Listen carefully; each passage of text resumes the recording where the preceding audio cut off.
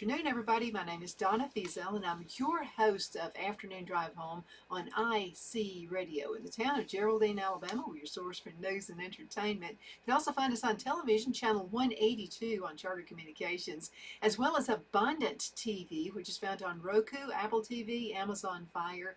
We're in all the social media. You know what Twitter is, don't you? I know what it is, but I never joined.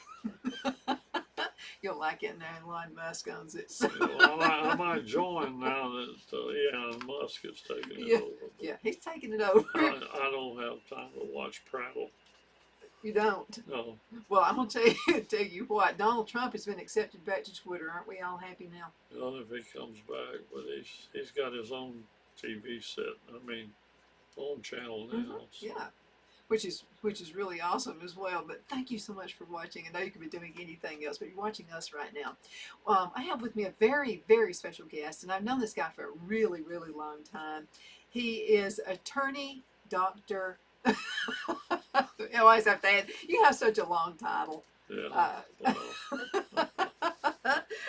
So this is attorney Dr. Bob French, and so well known in our neck of the woods and also the state of Alabama, Republican side, and you've been headed up several agencies as well, but you are an attorney.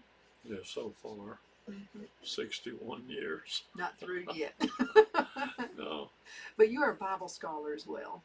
And I love having you on the show on Thanksgiving. We've been doing this for a long time. Thanksgiving as well as Christmas. So go ahead and get a Christmas segment ready as well.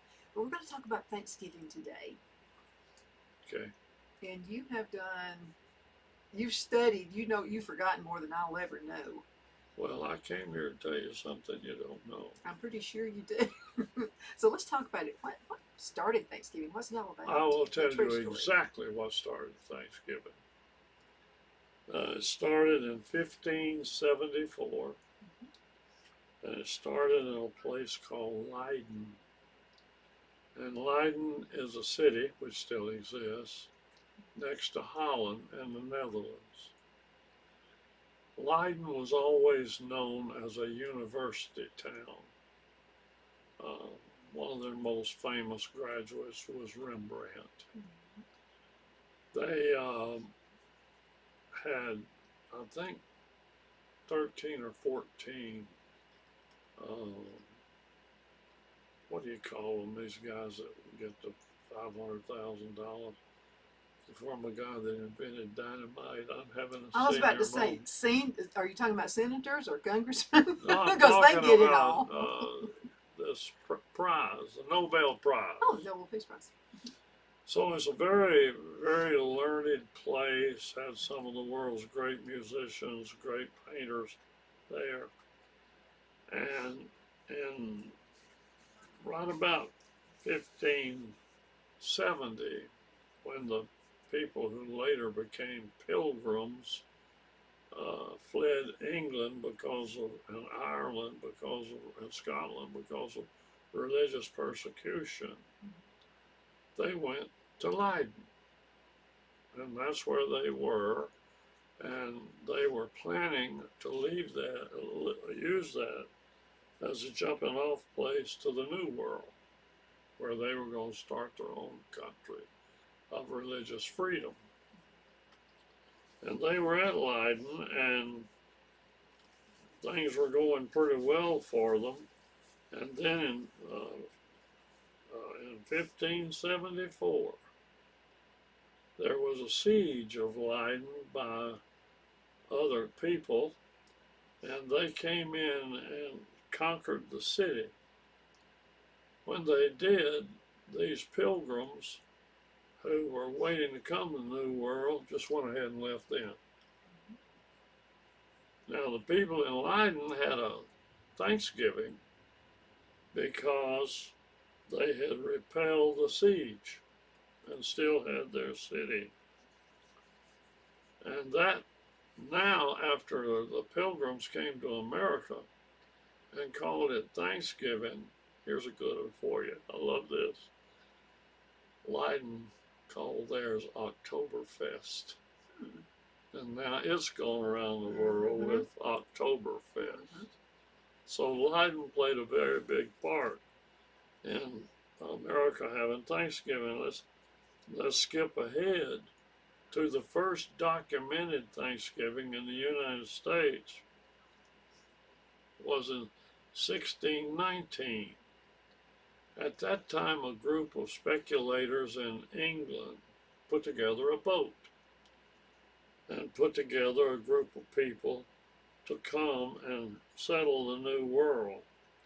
I think, if my memory serves me correct, there were 38 people who volunteered to come and settle the New World. Is this a mixture of men and women? Yeah, families. And the charter devised by the men who were fronting the money for the boat and everything declared, and I'm quoting, that the day of our ship's arrival at the place assigned for plantation in the land of Virginia shall yearly and perpetually keep holy as a day of thanksgiving to Almighty God. So the day they arrived at this place on the James River, they had a Thanksgiving when they got off the boat. That was the first Thanksgiving in America, but certainly not the last. We have fooled around with the Thanksgiving holiday more than any other holiday we have. So many people have changed it. From 1621, you had Plymouth, Massachusetts had Thanksgiving. And it was prompted, and we carry this one over because it was prompted by an abundant harvest. They were thanking God for the harvest, and they invited the Pawtuckets Indians to celebrate with them because they had helped them through the winter, and they had formed an alliance against the Narragansett tribe, which was trying to exterminate the Pawtuckets. We still have Pawtucket, Rhode Island, we have Narragansett, Massachusetts, and so on. So anyway, they celebrated Thanksgiving then, and that's sort of the one we cleave to in 1621. But as I pointed out, it actually began in 1574.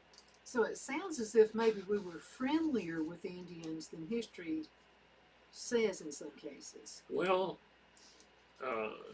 here's the problem. The poor Indians lived on the earth, right at the soil.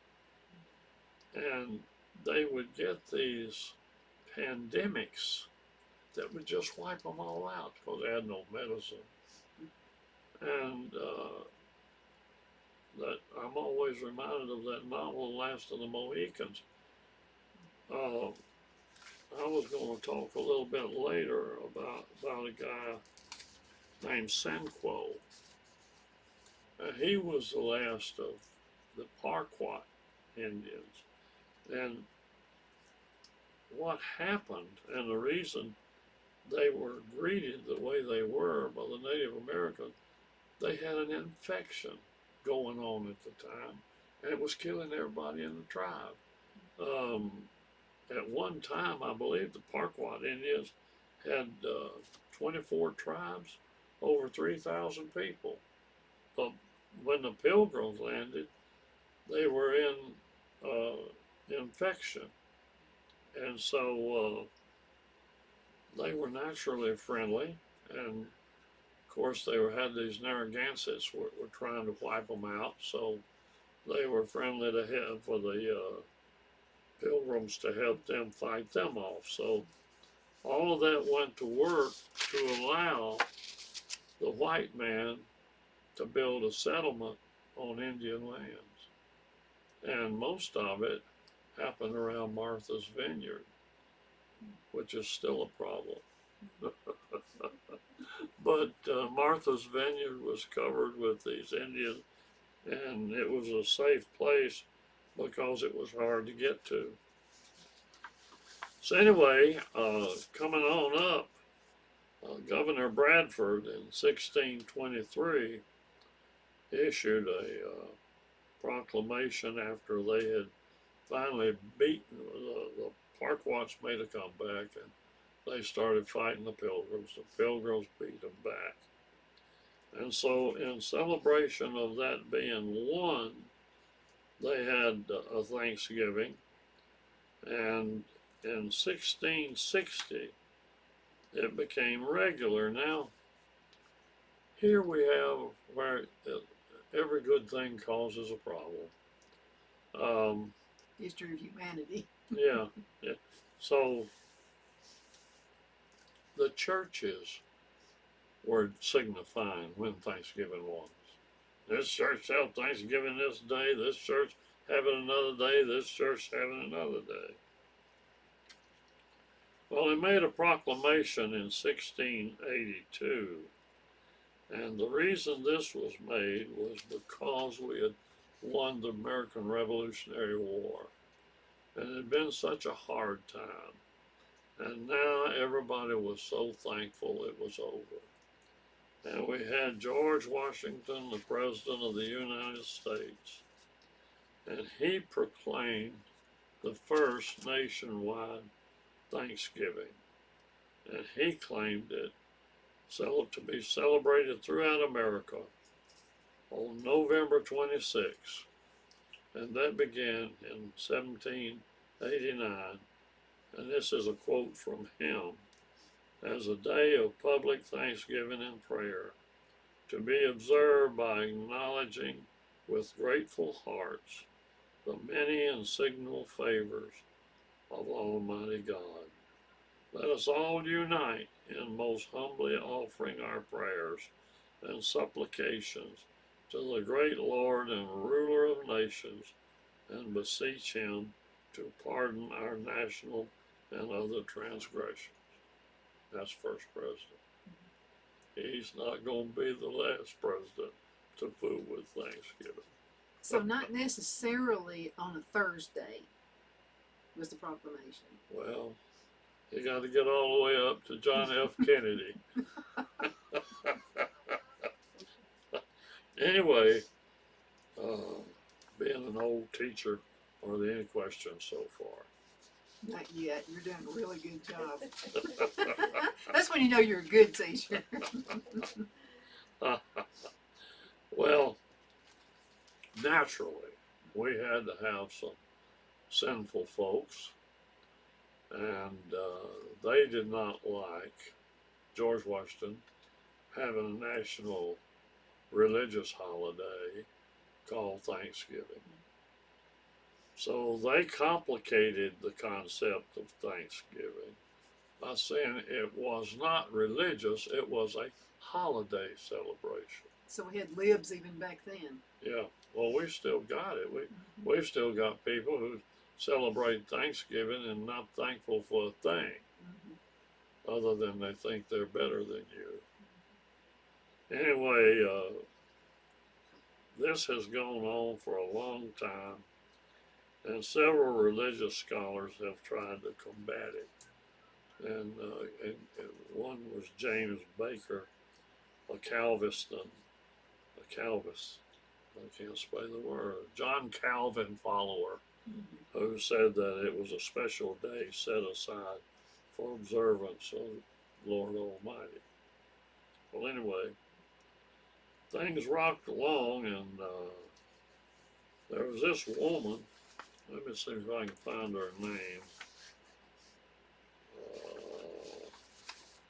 I wrote it down here so I wouldn't forget it. Sarah Josephia Hale. In 1863, she aggravated Abraham Lincoln to distraction, wanting the Thanksgiving holiday to be declared a national official holiday.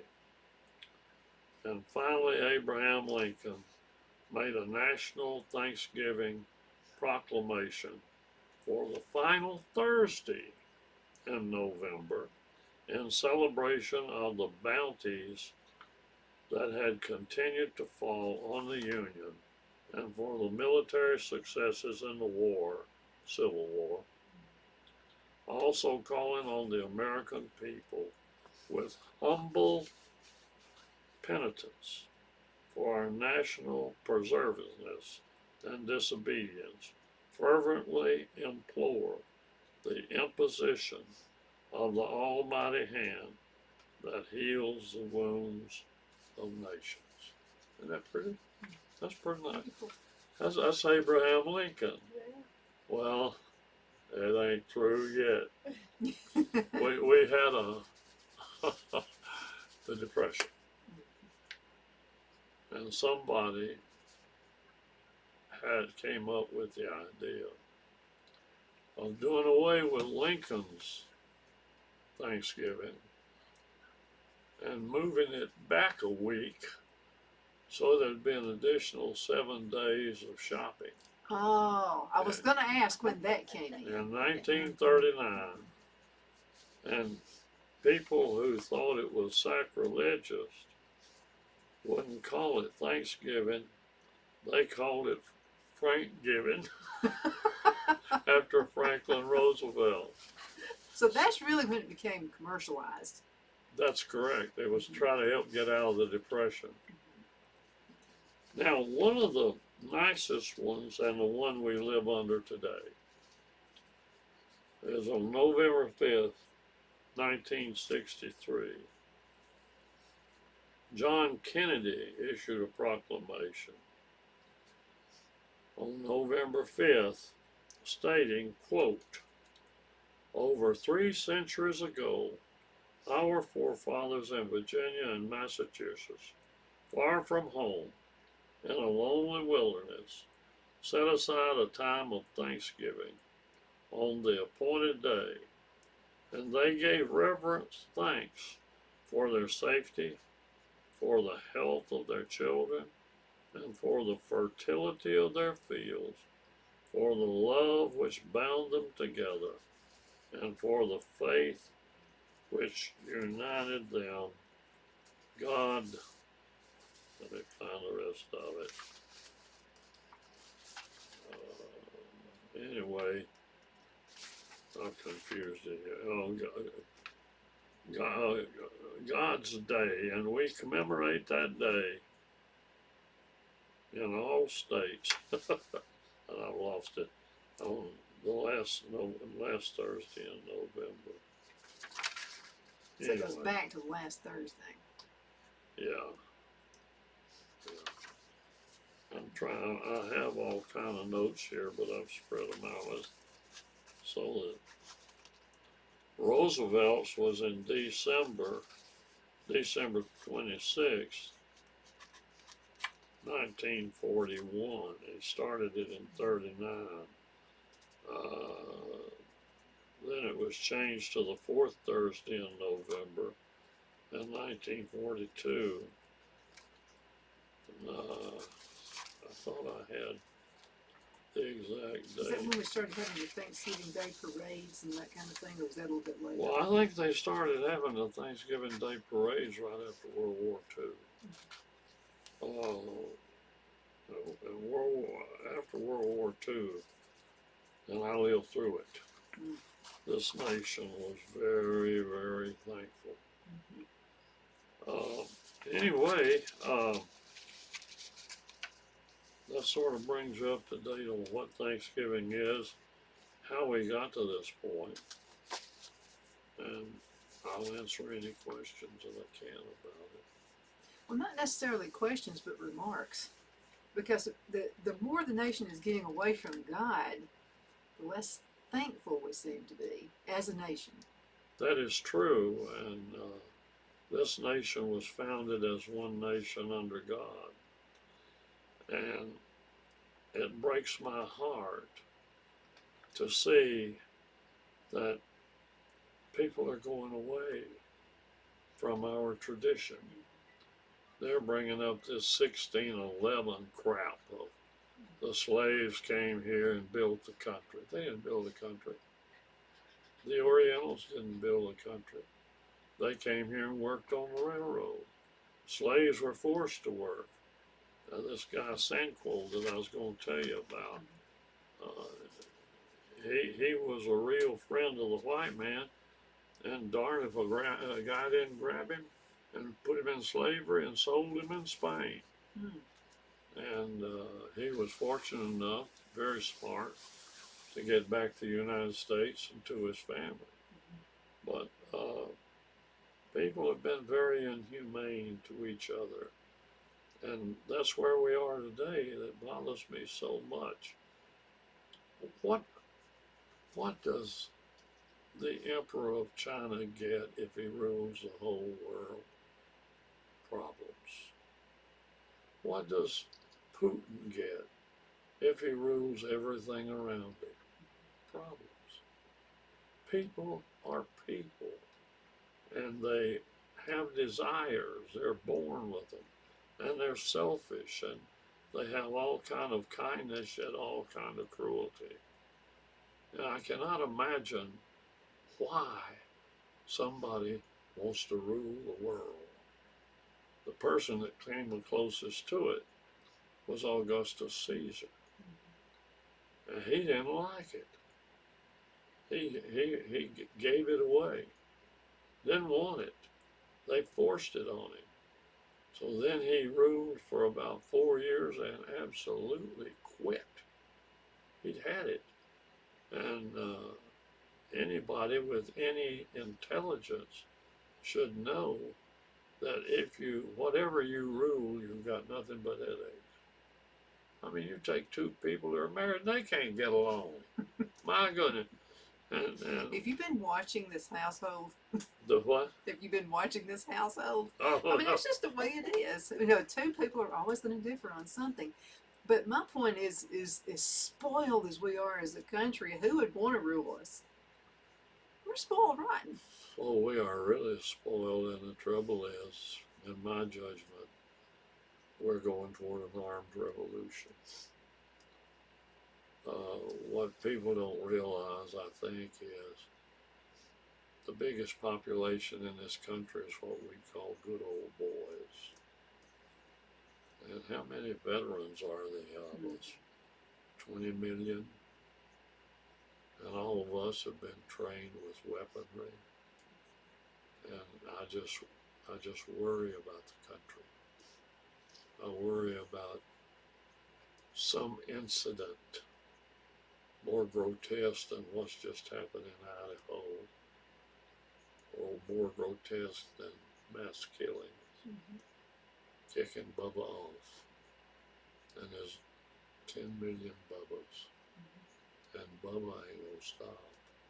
Here's the problem with Bubbas, and I'm kind of one, not entirely, but kind of one. And what I mean by that is we take, and we ignore, and we think, oh, it's going to get better. But I don't think we speak quick enough. I think we let it drag until it turns into a huge monster. Then we want to try to take control. Would you agree with that? I would agree to a degree. I think the only thing that I can is a cataclysmic incident. A cataclysmic incident. Like a real one, not one that's really been forced on No, something by the that news media. something that comes up that's uncontrollable, that has a charismatic leader who marshals all the people who are dissatisfied, and they're never going to get our guns. And as long as you've got the guns, you've got that. And that's something that really worries me. Well, Jim Jones back in the day, back in, was it the 70s or the 80s, and we heard about that. I was in high school when that was happening, and I remember thinking, how can one person talk that many people into committing suicide? But it can be done. We're watching it happen right now. Yeah, it's you've just come through an election that was really controlled by the mainstream media. The Republican Party didn't control their part. the Democrat Party feasted off the help from the mainstream media, and you got somebody like this guy in Pennsylvania. That's unreal. Well, I mean, I still can't. I can't wrap my mind around that you would elect somebody like that, but then again, we've well, elected if you others. ever look at what people watch on TV, I don't, but when I turn it on accidentally, I'm shocked at the violence and the stupidity that's over there. All these shows have these people wanting this or wanting that somebody else has gotten. They're trying to keep them from it. And it just, selfishness is just unbelievable. And it's to be like somebody else, Yeah, and that person's not even the real person. that's I right. mean, that's fake. Well, let me just tell you the difference. When I was a young married man, sometime around 1956, my wife said to me, "What do you want? You're driven. What do you want?" I said, "All I ever want is a chance.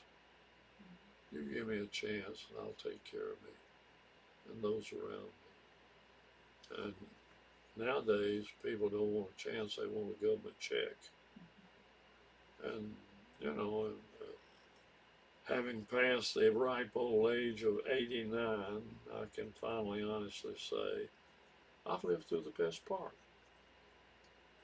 I feel like I have too. I went through the neighborhood collecting fat cans during the war. I collected paper during the war.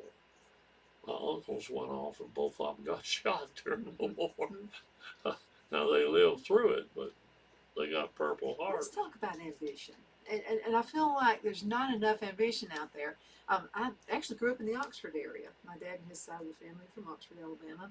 And mother is from this area. We're living in the farmhouse that we bought by inheritance. So we bought the farmhouse. My granddad bought this back in 1939 for $5,000. But he had ambitions. He didn't want to owe anybody any money, so he set a goal of paying the farm off in 2 years. And he did it. Mm. But it's called ambition. Yeah.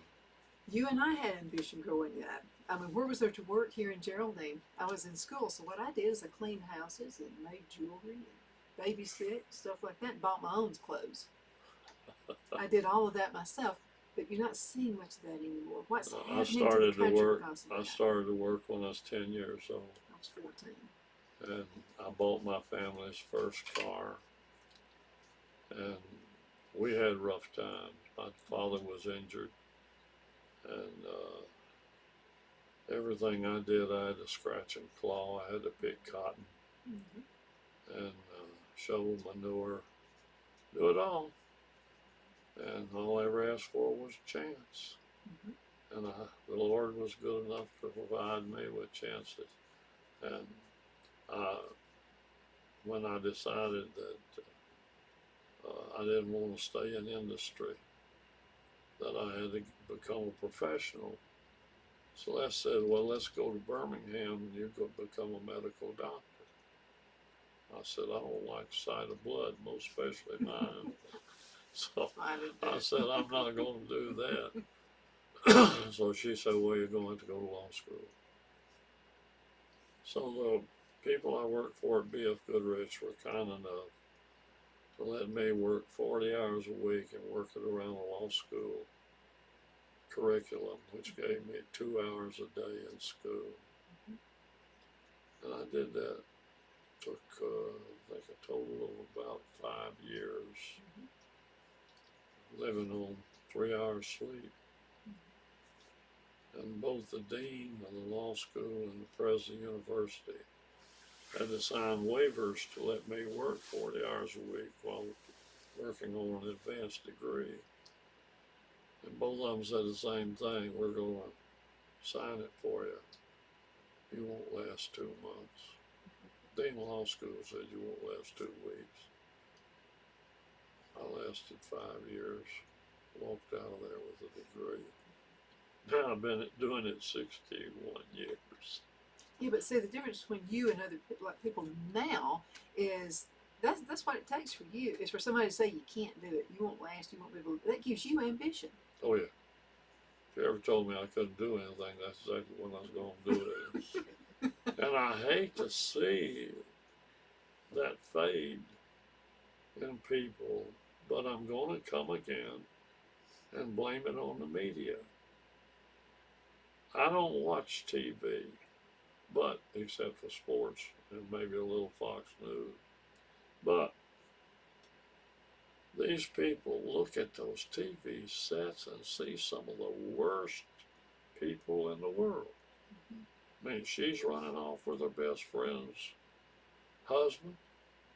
He's stealing from his wife. You know, it's just, and it's all geared at a 7th grade level. I totally agree with that, but let me tell you something. I really put a lot of that on parents. Remember when the Simpsons first came? The Simpsons, it was a stupid cartoon, just stupid. So I would always look at something before I would let my son watch it. Yeah. I didn't like what I saw. Within the first 10 minutes, the parents were stupid in this cartoon. The kids were much smarter than the parents. The dad was some dumb bunny. And so I told my son, I said, you can't watch it. And he said, well, Mom, other people, they do, you know. And I said, well, I'm not everybody else's parent. I mean, I'm your parent, and I'm responsible for what goes in your head. I didn't want him to be raised to see that nonsense. Well, see, we only had radio when I came along, and my mother would not let us watch detective shows or murder mysteries or love stories. About the most exciting thing I could watch was The Lone Ranger. Or not watch, but listen to. Was The Lone Ranger. And I think we had Jack Benny on Sunday night, stuff like that. I could listen to comedies and religious stuff, but I was not allowed to watch all the murder stuff. And I said, but True Detective, Mother, everybody else does. Why can't we see it? Everybody else does. She said, might cause you to kill somebody. But you know what? That reasoning is the best reasoning of all. Let's go ahead and go into a commercial break. We do this every single time, Bob. We'll be right back in just a few minutes. Y'all hang in there. The Hatter Cafe and Country Inn is nestled in the northeast corner of Alabama the Beautiful in the delightful town of Mentone. We're located on top of scenic Lookout Mountain near Little River and DeSoto State Park and located only 5 minutes from shopping and restaurants. There is also a nearby community walking path and golf course. We welcome everyone through the doors, and we are committed to outstanding service for all guests.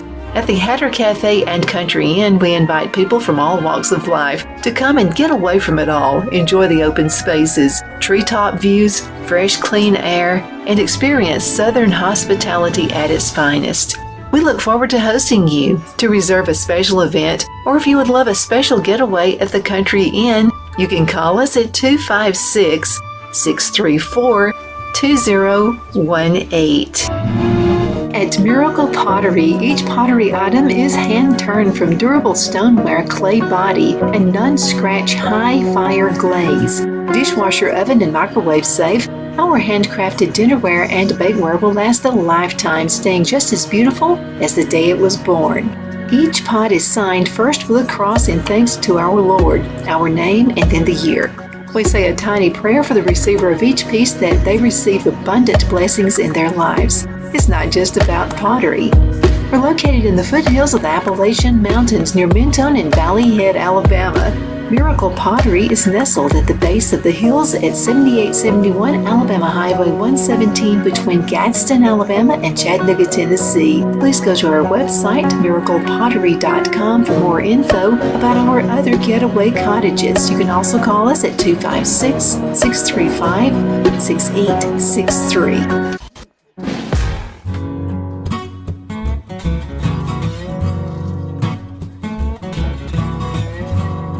So who likes ribs, chicken livers, hamburger steak, and fried chicken? These are just some of the things you'll find at the bars of the Cattle Stampede in Fort Payne. And dessert is to die for. Cookies, cakes, all kinds of cobblers. And don't forget to ask for your ice cream. Not to mention the steak bar, seafood bar, barbecue bar, salad bar, and dessert bar. Plus, it's all you can eat. Come hungry and bring your friends. Lunch is Monday through Friday, 10:30 a.m. to 4 p.m. And the price is only $8.99. We're also open on Saturday and Sunday, just in time to get out of church.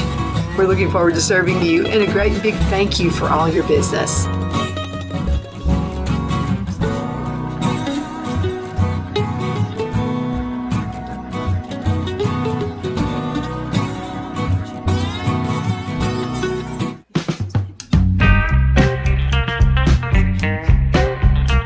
Patterson's Music and Jewelry is a full-line music store offering guitar repair, setup and sound installation equipment, as well as instrument rentals and new and used guitars and amps.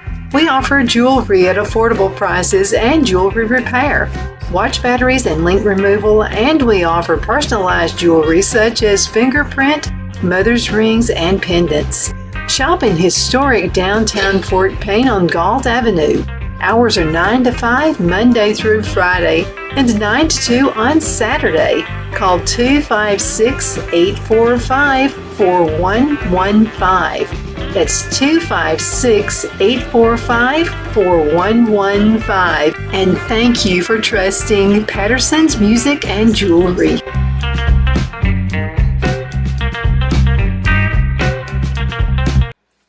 Good afternoon. We are back. My name is Donna Fiesel, and I'm your host of Afternoon Drive Home on IC Radio. We're in the town of Geraldine, Alabama. Had you ever heard of Geraldine before? Me? Yeah. Well, You yeah, know about Geraldine, didn't you? Yeah, Geraldine was named after a postmistress after the Civil War. Well, you know, since when I lived in Charlotte, North Carolina, people would say, "Where are you from?" I would say Geraldine, Alabama. And they'd say, "Does Flip Wilson live close by?" And I'd be like, "Come on." I would just say, "Okay, we're close to Huntsville." Well, you can get next to me because I grew up in Decatur and Huntsville. And I'd heard of Sand Mountain all my life. Sand Mountain Tomatoes probably is what you heard of. I never was on Sand Mountain. And in 1963, my wife and I were trying to organize the Republican Party in Alabama. And if we could hear of a Republican somewhere, we would drive to see him to see if we couldn't get started. So the Republican we heard about in DeKalb County was Jack Stiefel. And we drove up here, and we drove and drove and drove. Finally, when we got this side of Albertville, we were just ready to quit. I could imagine. So I pulled into this service station, and I said, "Where is Fife, Alabama?" Because that's where he lived. He said, "Well, it's just up the road about 20 miles. And so Celeste and I thought they called it Five.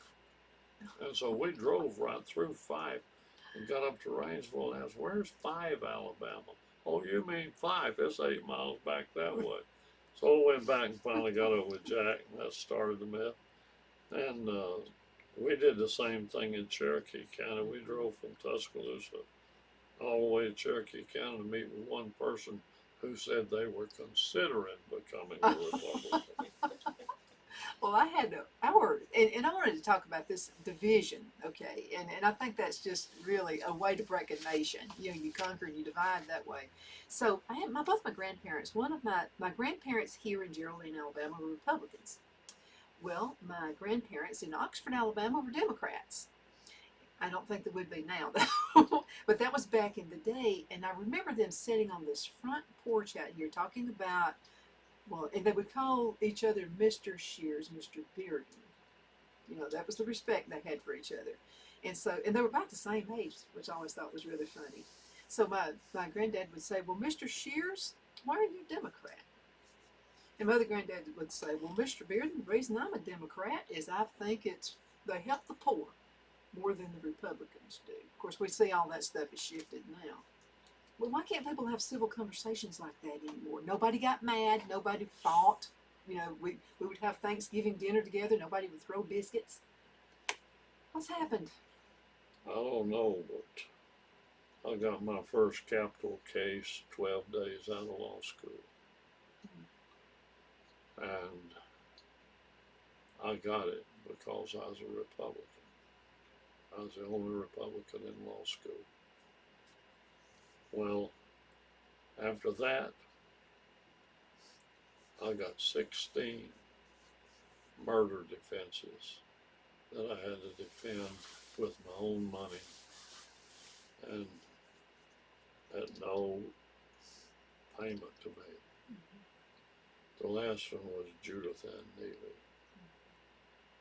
And that one was so bad that the legislature passed a law to pay what's called pro bono lawyers, free lawyers. That pays them now. I had 16 of them. How many cases do you think I've been appointed to be paid? I have no clue. None. Really? Not a one. So I don't even go. And right now, all these lawyers that are not advertising or chasing cases, most of them are living off of those free pro bono cases. Now, if you had to take a case, if they gave you one, you couldn't back out of it. Not then you couldn't, because Oh, you can't now? the rule was that a lawyer had to represent poor people when the judge asked him to give something back from the bar to the people.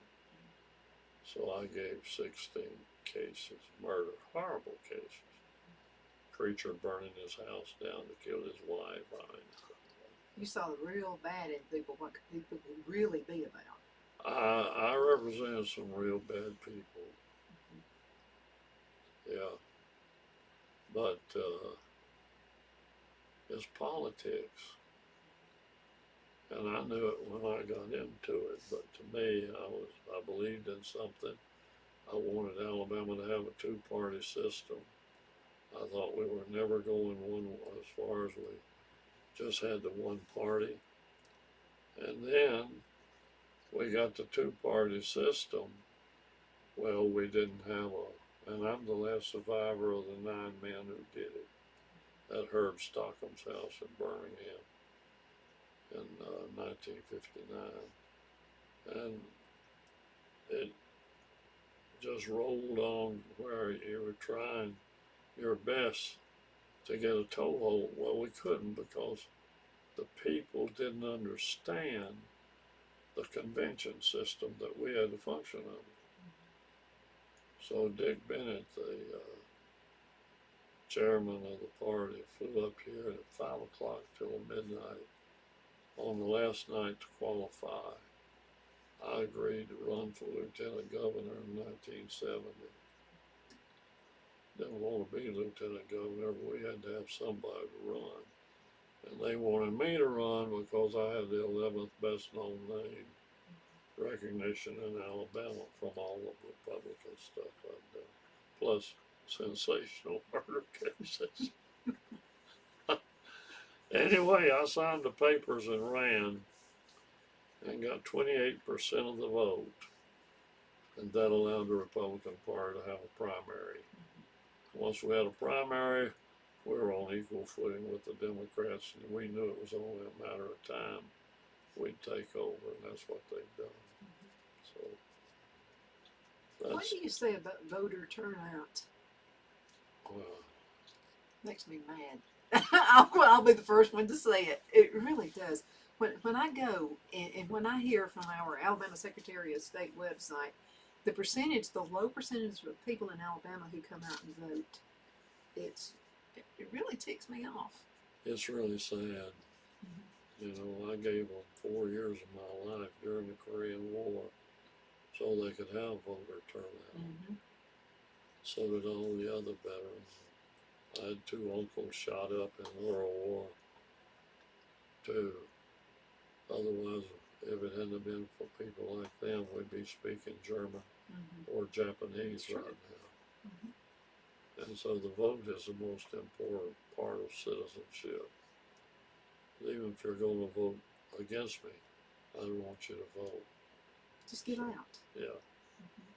But what's going to happen if this continues? We've got this down spiral where people are not voting. What's going to happen to this country? I just, like I told you, it's looking real bleak.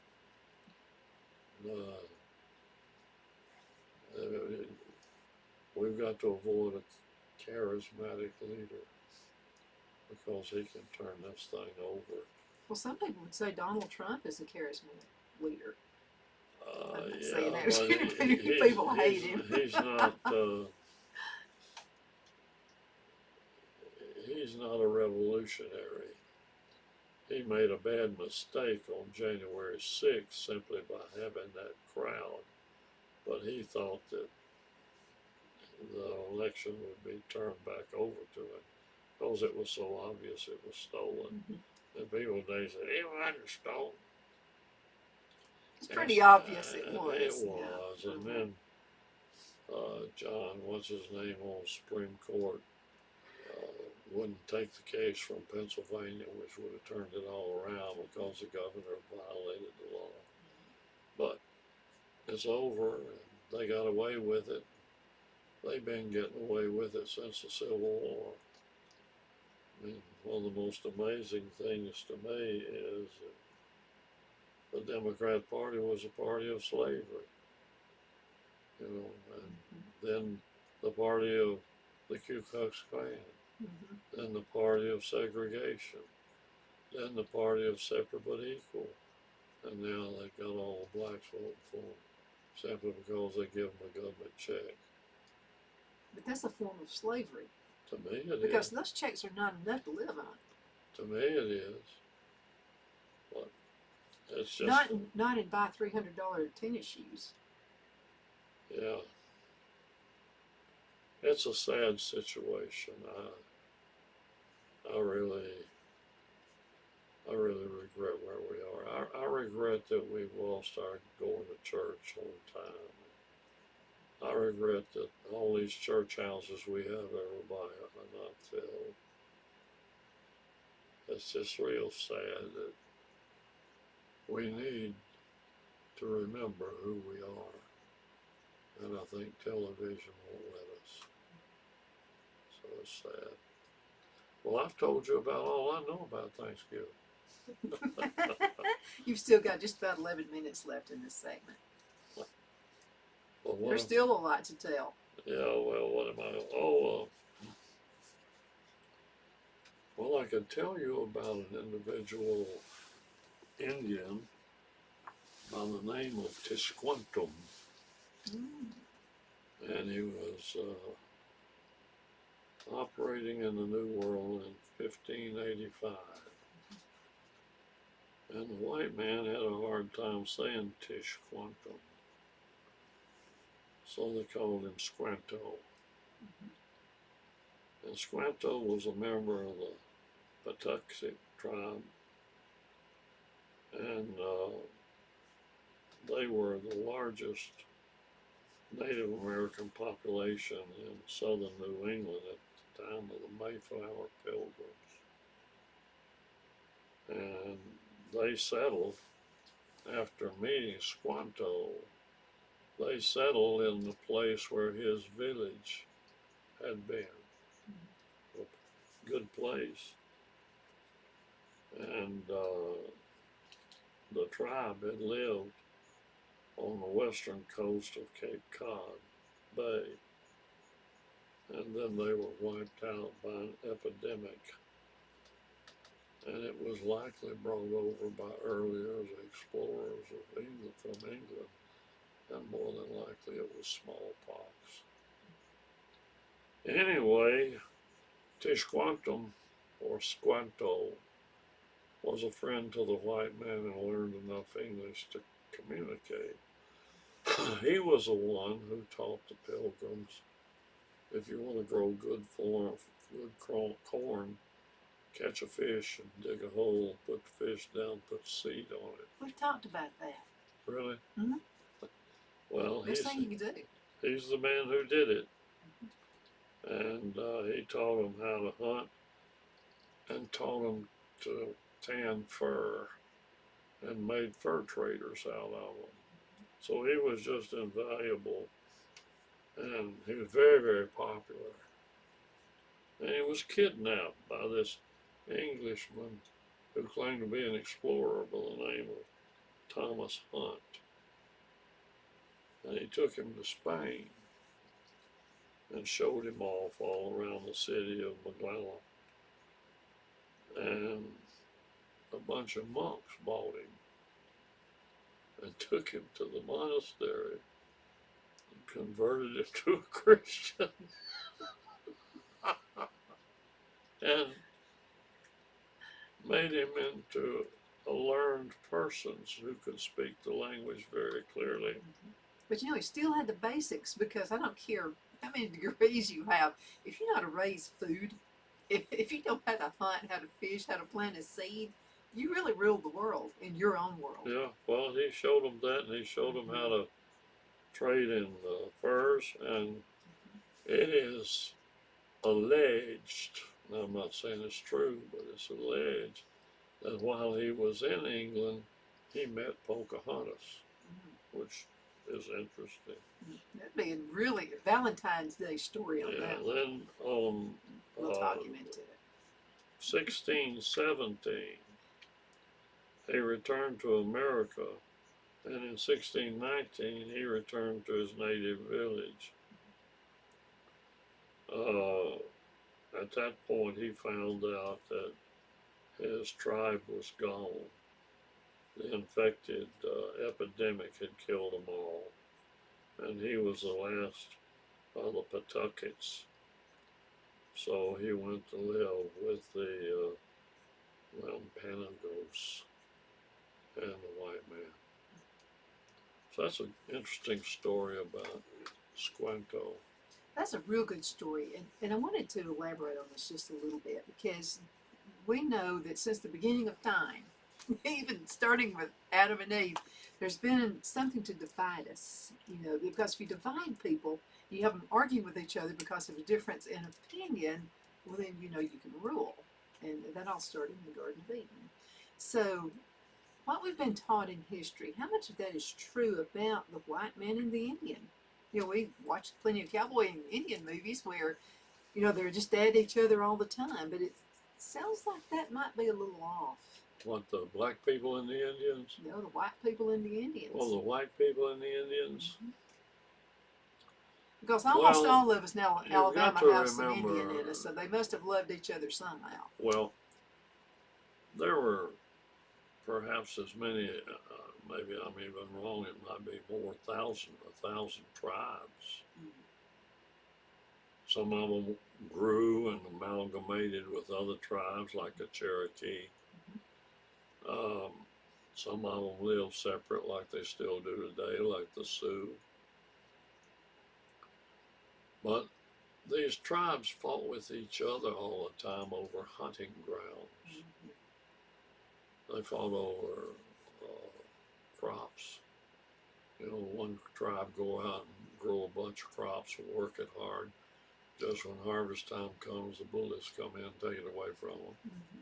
So they had hard times between them, and then the white man complicated all of this because he could read and write and communicate, and he took every advantage he could of the Native Americans. Several years ago, I represented a tribe out of Oklahoma. And it was shocking that even in this century, these poor people are still afraid of the white man. And with just cause. Because the white man took what he wanted and gave the Indian what he wanted him to have. Because he considered an Indian a savage. Because they didn't believe in religion, didn't have any standard writing form, so and reading. They just lived near the earth.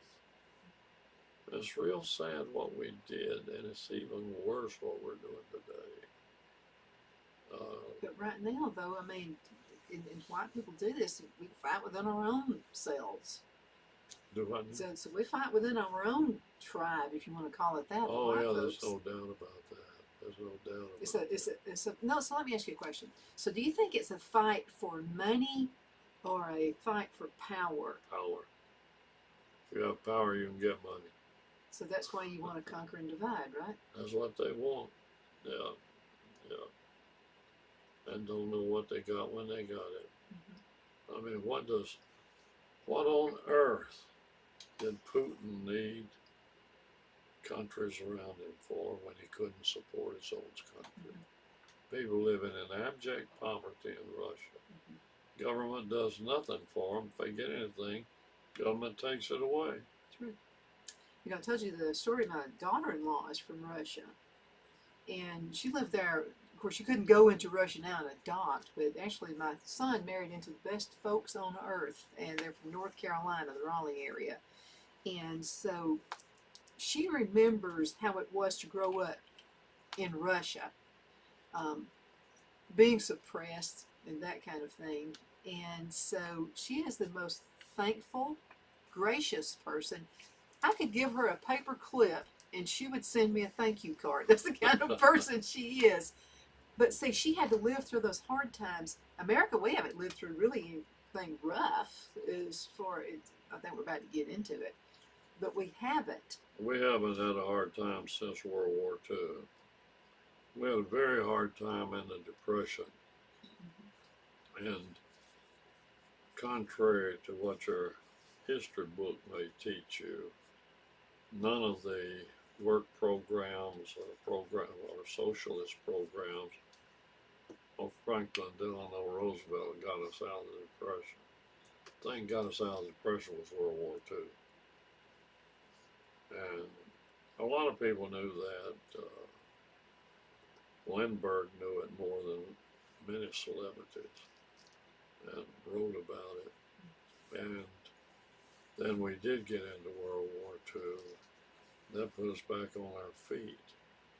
Then we decided we wanted to be a world leader, all because we defeated the Germans and the Axis. And that's real sad that we wanted to be a world leader, because if we'd have come home and followed George Washington's advice in his last address, don't involve yourself in other countries' business. That's true. And now we're sitting here watching our country be destroyed by an invasion of people who do not speak our language and do not have our traditions. And this country will pay. I think they will too. Less than 2 minutes left in this segment. What do you want to tell the folks before they go? What's that? What do you want to tell everybody? 2 minutes. Oh, if I had time to tell anybody anything, I would say keep your worship simple. Keep it close to the vest. Keep it between you and the Lord. And have a great and bountiful Thanksgiving. And when you say your Thanksgiving prayer, be sure to pray for those less fortunate than you, and pray for our country, because it needs it more now than it has any time in history. Absolutely. Thank you for being on the show today. Had to be here. It's been awesome. And just a few weeks back for Christmas. And then we're going to do Valentine's Day. So you got me started on Valentine's Day. Thank you for watching. You're awesome. You're the apple of our eye. Thank you again. Now you could be doing anything else, but you're watching us right now. We'll be seeing you later with another awesome guest. You take care.